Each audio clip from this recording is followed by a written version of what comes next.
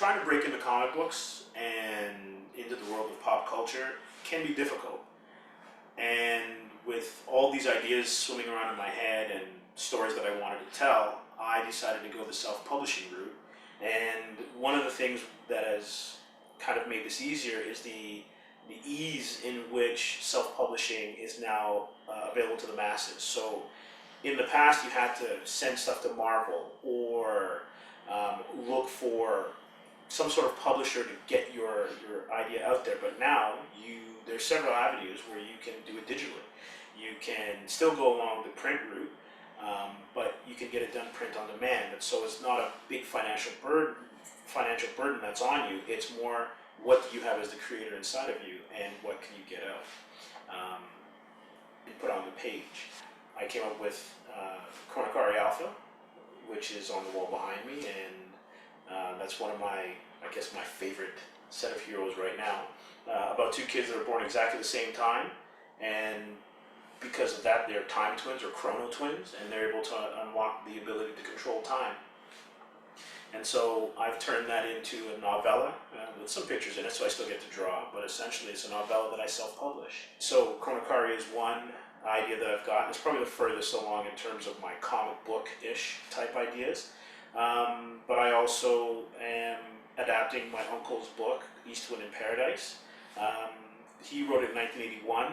He's probably one of the reasons why, my Uncle Carl, he's one of the reasons why I loved the aspect of writing and wanted to get into being a novelist. And so what I did was I wanted him to continue his character's adventures, but being a diplomat and being busy, he never had the opportunity to do that. And so a few years ago, probably 4 or 5 years ago, I approached him because I wanted to write it myself. I had done a couple of screenplays, I'd done a couple of novels, and had been writing comic book scripts. Even though they weren't published, I had written them for myself. And so I decided, why don't I take Edge as the second property that I'm going to do as a self-publisher for my own company.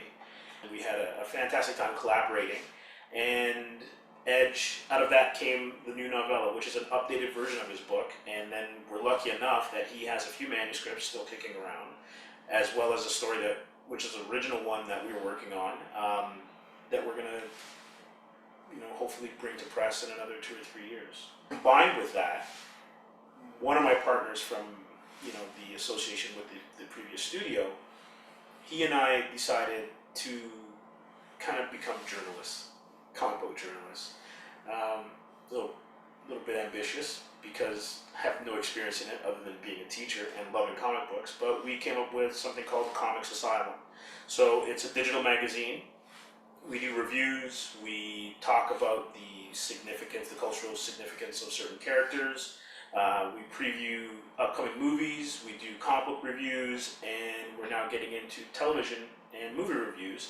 With Comics Asylum, I get to interview stars, I get to speculate on upcoming films, I get to talk to creators, and also being a creator myself, it's kind of interesting seeing, even though we're coming at it from two totally different directions, you're able to kind of see the connection and also the similarities that we all have in trying to get our stories out there and out to the masses, and basically just build stories and dreams for the generation that comes next.